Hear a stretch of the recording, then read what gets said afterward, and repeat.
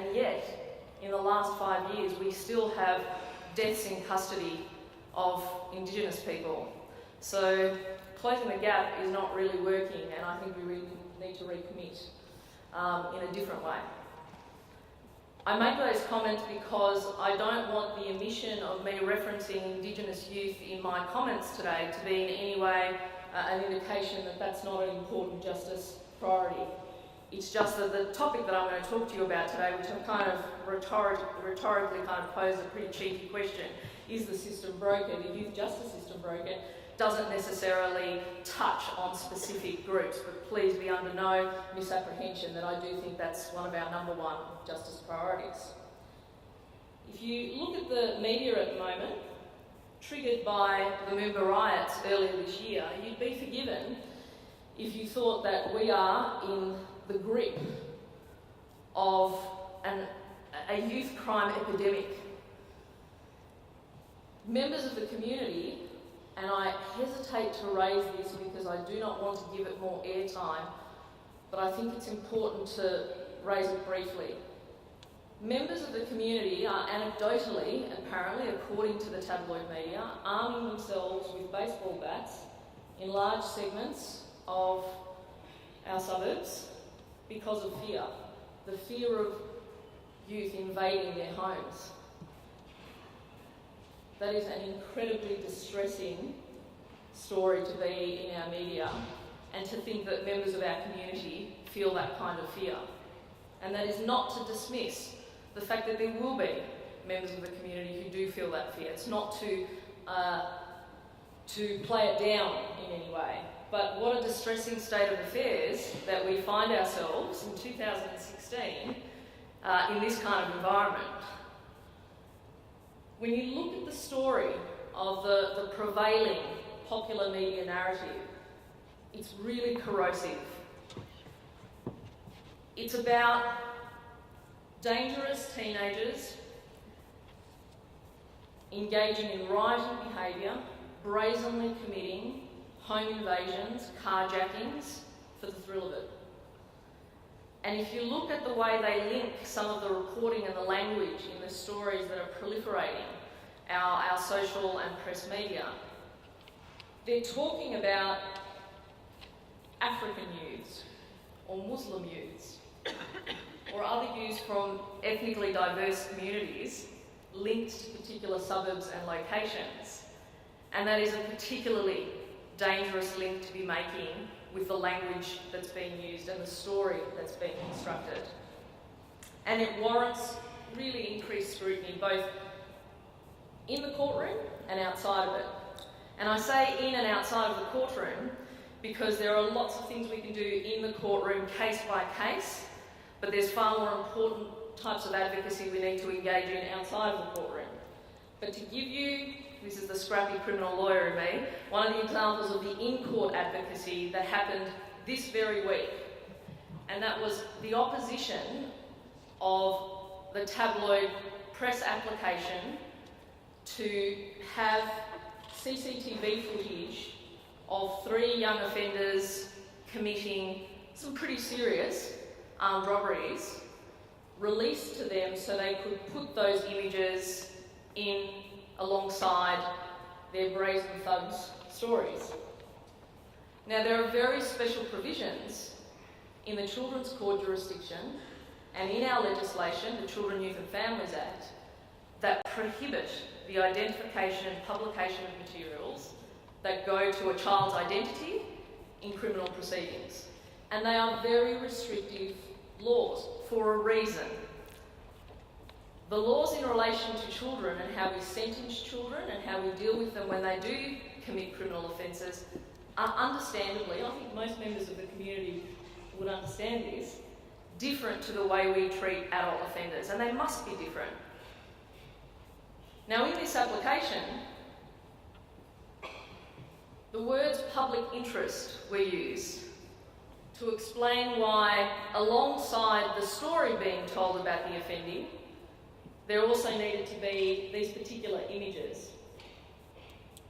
And the notion of public interest is a very complex one, and it means different things in different contexts. And in this instance, I'm very pleased to say that the President of the Children's Court refused the application. Now let me be clear, I'm not suggesting for 1 minute that the media doesn't have a critical, the independent media doesn't have a critical role to play in our society. That it's not important that they actually report accurately in a balanced way, that they actually provide the community with information in that way. I'm not saying that for 1 minute. But we must be very vigilant about challenging, as I say, narratives which are not based in evidence, which are not based in fact, and which have divisive, corrosive impacts that actually drive fear and potentially incite really harmful outcomes for young people in particular. So the data actually shows, so let's look at some of the facts. Data's a little bit complex, I'm not going to sort of descend into statistics, but I will tell you to look at two publications from this week which are really important.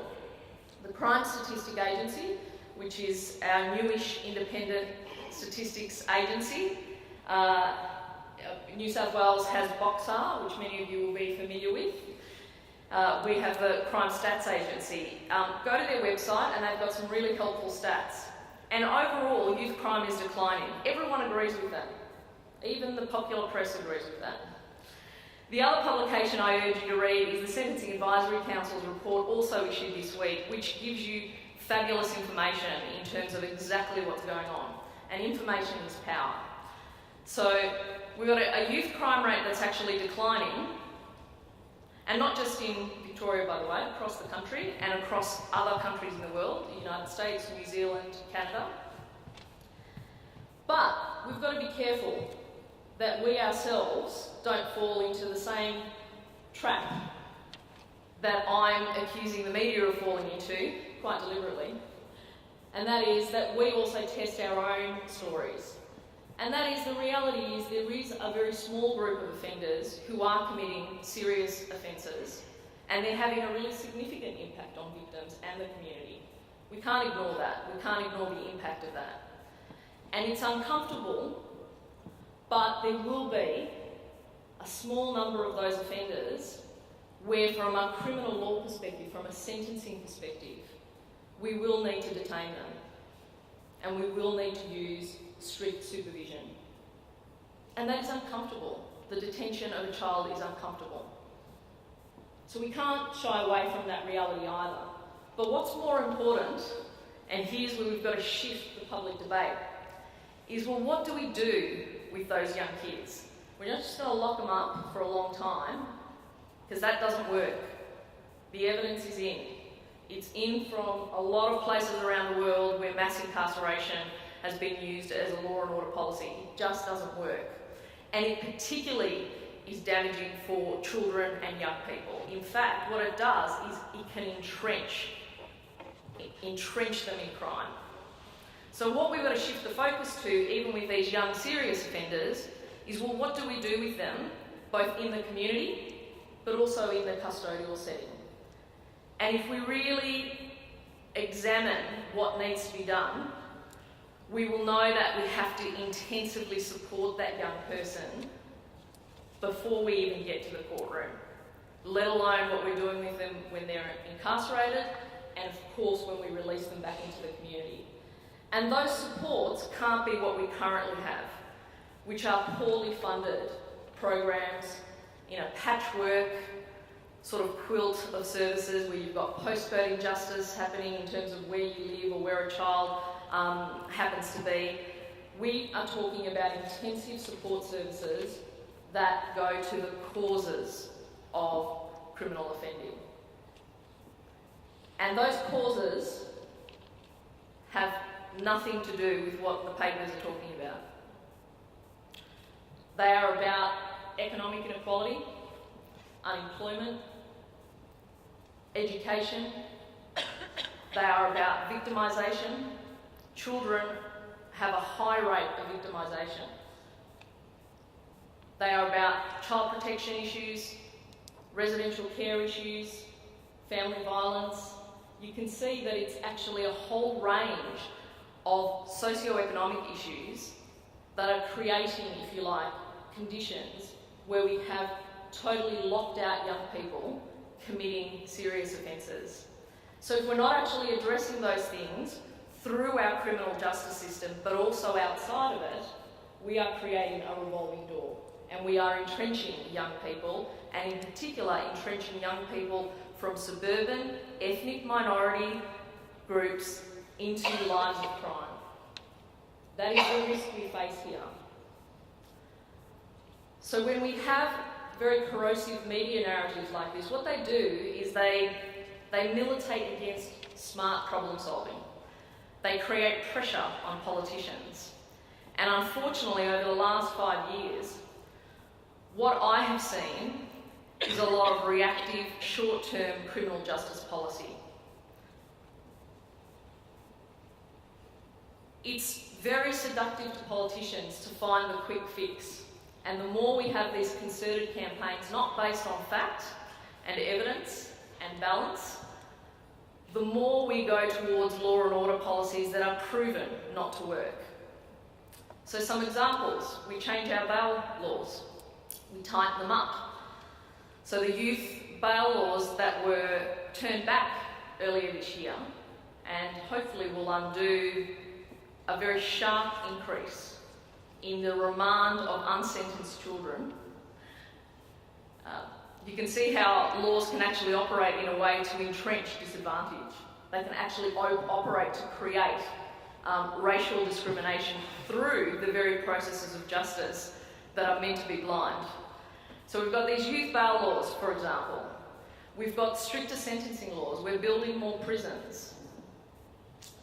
We're doing a range of things that have a very short-term focus and will result in disproportionate rates of incarceration when you actually look at things like your population demographics and you look at actual crime rates, which are also dropping, by the way. There are some areas where they're increasing, a lot around certain types of property and, of course, drug offences. And what sort of drug offences are we talking about? We're not talking about, the stuff of, the big fish, commercial quantity traffickers. We're talking drug possession and drug use. So we're criminalising what is essentially an addiction or health issue. So reactive justice policy like that certainly doesn't serve the adult system, but I was kind of hoping that it would never infect the children's court jurisdiction. And then Moomba riots happened, and now we're in the throes of a really risky situation where it is through the cumulative chipping away, erosion of fundamental rights and things we take for granted in the children's court system. That's the risk and the fear I have, that over time, it'll be sort of by 1,000 cuts that we get to a really punitive children's court jurisdiction, and it must be protected. It is a special jurisdiction for a reason. It is a jurisdiction that gives primacy to the rehabilitation of the young person. It is a jurisdiction which says it's about connecting that young person back to their family and back to everything that will get them back on track to enjoy community life again. So there's a lot of improvements in the youth justice system, and I use that phrase quite broadly to capture lots of different components. It is quite a labyrinth of services and programs, and there's a whole lot of complexity in the children's court system. But overall, when you look at the sentencing processes, the laws, some of the programs that are currently available, the approach that the children's court takes, which is very much linked into international human rights instruments. You can actually see it throughout the whole Children, Youth and Families Act. When you examine all of those things, clearly the answer to that rhetorical question is far from broken. The system is far from broken. Doesn't mean that it doesn't need significant improvement. At the Chief Commissioner's Police Youth Summit yesterday, we heard directly from young people. And people who work as youth workers in corrections, who are on that sort of front line working with young people, the stories aren't surprising to them. They're living these stories every day, just as legal aid lawyers are living them every day with our young clients. These young people talked about being hopeless, of no employment prospects. They talked about stark experiences of racism. It wasn't just the case that racism was blocking. So one young man said, just my name, I know, is stopping me from even getting my resume past the gate. It was about the breaking down of their identity and resilience day in, day out. It was really confronting. We like to think sometimes, we bury our head in the sand, that that kind of racism sort of happens elsewhere. But these young people were talking about racism and intolerance colouring everything they do every day of the week, and that was breaking them down. That was the phrase they used. It was locking them out. The media and this relentless 24/7 cycle, the social media, the debate that's happening nationally, politically, and across the world, and the increasing instability across the world, is impacting these young people. And coupled with local issues around the loss of opportunity, inequality that is structural, the lack of access to education, to justice, to basic things that we all take for granted, all of those things together are creating this locked out sense of despair. So that comes directly from young people who live alongside us. So when you really examine what we need to do to improve our youth justice system, and more broadly, what we need to do to improve our approach to young people across society, not just in the justice system, the answers all lie in those things they just told us. They are about the things that we take for granted: opportunity, prosperity, the so-called Australian fair go. It really boils down to belonging. And we were all adolescents. Many of us are parents. When we think about young people, there's a shared human experience around it.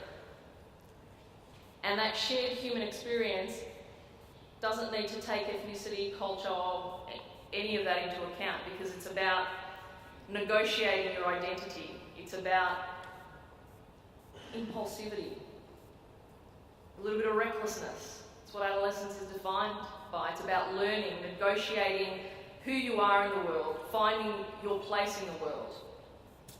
It's about negotiating consequences, empathy. It's about responsibility.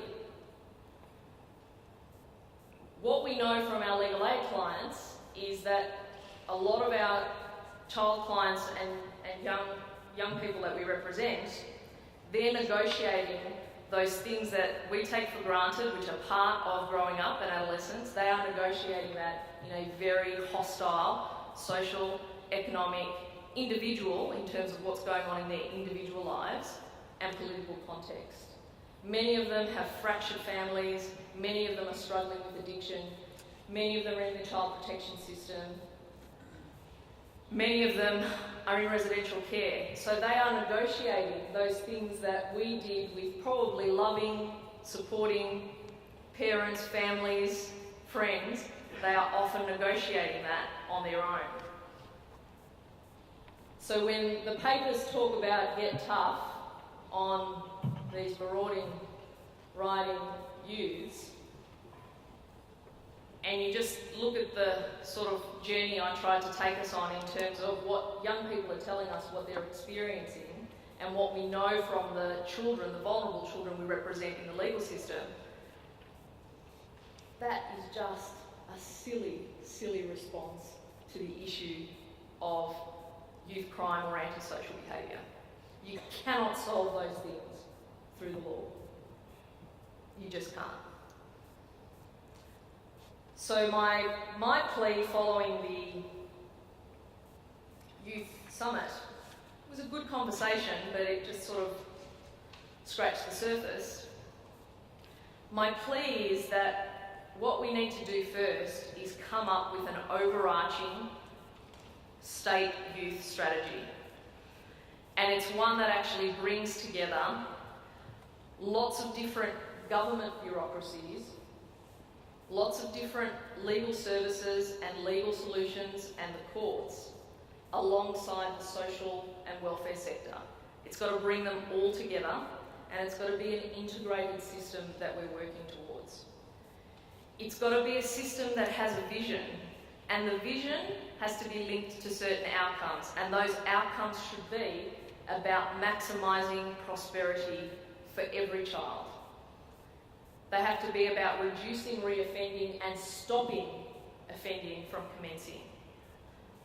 At the moment, the system, although it's working, doesn't have that overarching connectedness. And if we don't create the strategy, plan, I hate the word strategy, it's overused, let's call it a plan because that's what it is. If we don't have a plan with strong political leadership, we're kind of going to limp along, and we're going to leave a system and our young people at risk of the vagaries of politics, law and order, quick fixes, because the system isn't organised in that connected way. So my favourite piece of legislation, it's a bit nerdy, but you know, I told you I was a criminal lawyer and a public servant, is a state piece of legislation. Hold your surprise, it is the Legal Aid Act. It was birthed in the 70s, the decade of my birth, by the great reformers of that decade. And it's a really inspiring piece of legislation, and legislation is not on the whole designed to be inspiring, let me tell you that. I'm applying it daily in my work. But what's inspiring about this act and why I love it so much is that it talks about legal aid, delivering legal aid services in a way that's equitable, in a way that increases access to justice and legal remedies, in a way that's innovative, in that it reduces the need for individualised legal services across the community. It's a really powerful purpose. And then importantly, this is my favourite bit, it says we should do those things as the independent statutory agency in a way that dispels fear and distrust. Now, with that kind of great, inspiring statutory purpose comes great responsibility and great opportunity. I don't feel at the moment that I'm necessarily doing as much as I can to really deliver on that statutory objective. But my commitment every day is to keep doing better. And what I ask on behalf of myself and Victoria Legal Aid is that although the statutory duty is mine and it's the institution for which I work for, I ask you all to support me in executing that duty diligently on behalf of the community, for the community, even if it sometimes doesn't realise why it's important. But most importantly, I ask you to support me to execute that duty for the youngest and most vulnerable members of our community. Hi, thank you for a fantastic talk. Just by way of background, I work for Secure Welfare Services with the Department of Health. I really appreciate the fact that you touched on this media frenzy because it has been so detrimental to everything that we work towards in the department. But in light of that, the advantage here, I guess, is we have a patchwork service, and the focus here has kind of allowed us to sort of reevaluate our methodology that we sort of take in child protection and in the youth justice precinct. So with that in mind, my question is, have you received enough policy momentum here to affect actual change? Because it sounds like there's sort of a good discourse happening, and with what you said yesterday about attending sort of an evaluation of the police, chief of police, is that right? So yesterday was a youth summit with Victoria Police, supported by the Herald Sun. Oh. And no, don't despair. I was a bit despairing. It was actually 250 academics, researchers, experts, people in the sector, as well as young people, police included, talking about youth crime, youth justice, youth welfare issues. And there was a remarkable amount of unanimity in the room. And there was a remarkable, the sector has been talking about some of these issues for a very, very long time. I've kind of just touched them like a frog on lily pads, I haven't even scratched the surface. So these aren't new issues. And I always like to look for the silver lining and not be overly cynical, although I do have a tendency towards it. And what I see yesterday doing is it's the commencement of a conversation, and it at least has started to shift some of the public narrative a little bit. But more importantly, it's created the platform for us to do some good policy thinking. I'm a little bit worried about the lens through which that policy thinking may happen. It is still through the police, and it is still through the public order committee process. And I'm a bit troubled by that, but I'm also hopeful that we're going to bring everyone we need to bring into the room to think more carefully about an integrated youth justice system. Thank you. I think there's a lot of work to happen though. It won't happen overnight. It's going to happen over years. So. Thank you. Another question. We've got a question here. We just need to get a mic. So I don't need a microphone, I've got a loud voice. Hi, it's Stephen Castan. What I was going to ask was, I guess, do you need a microphone in here? People behind. Sorry. You should have loud. Yeah, 360. Thank you. Can you hear me? Hi.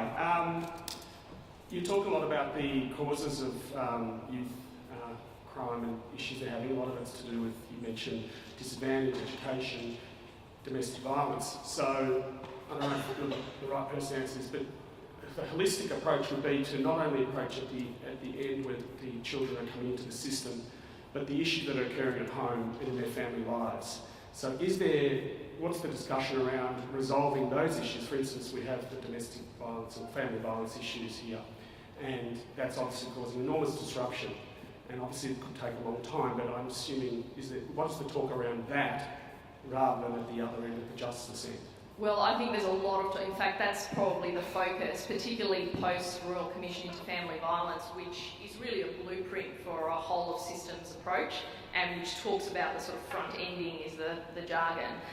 That debate is sort of the focus, if you like, at the moment in the legal assistance sector, and absolutely the court event has to become more effective at not just being an end of process, consequence-based event, but one where you build in therapeutic processes, early intervention processes, restorative justice processes, and not just at the court event, but we need to actually catch kids really early. Now we're talking catch them when they're transitioning. If you listen to the academics around adolescent health, you need to catch them even before they get to high school. Now, the way to do that is in your universal education system, which unfortunately is not as strong as it used to be when many of us were probably going through school.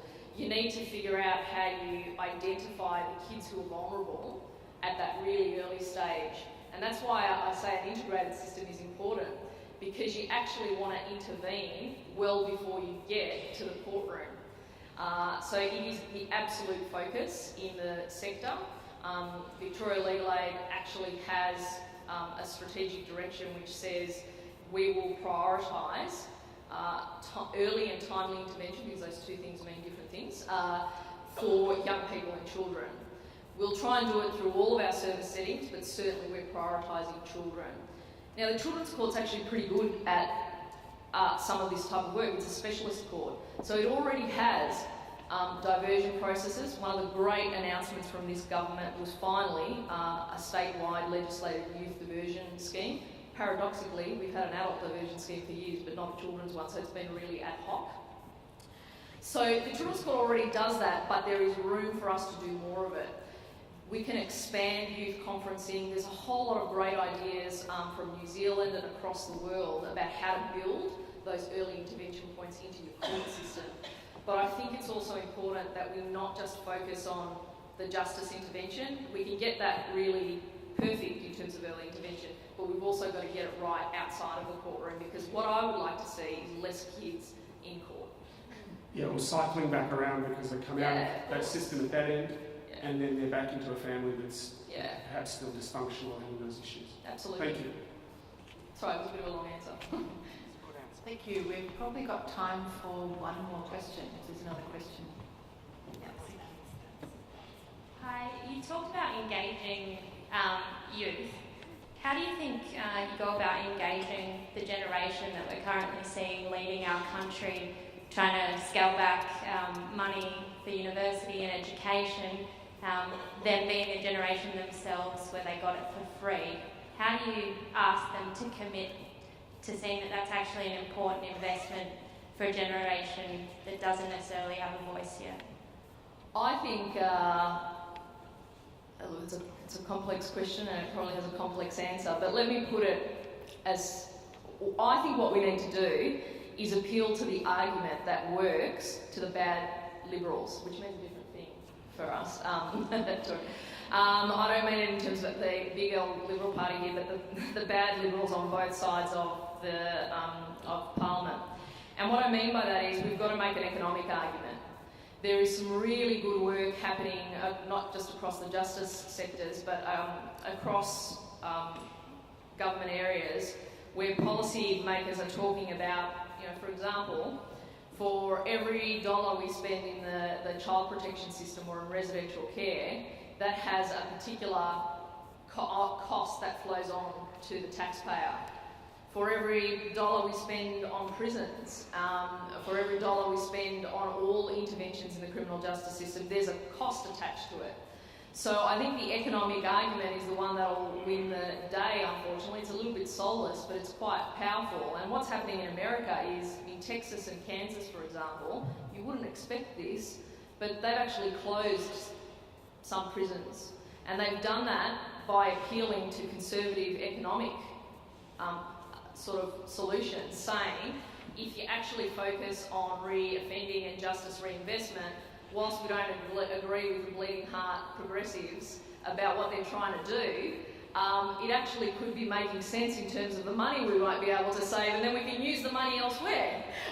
So I think it's the economic argument that's going to carry a lot of sway, and the fact that at legal aid, for example, we know high frequency or high contact legal aid users are 3 times more likely to have come to us as a child protection or resi care kid, and to have experienced family violence before the age of 18. And we know, we can track through our client data that those kids are going to turn into adult offenders. That is costing the taxpayer a lot of money. Now, I don't like just reducing things to economic units, but I do think there's a lot of power in that, and it will influence conservative policymakers. Okay, thank you. Thank you very much. I think we're going to have to wind up at that point, but I think you will agree that we've had a fascinating and very topical session.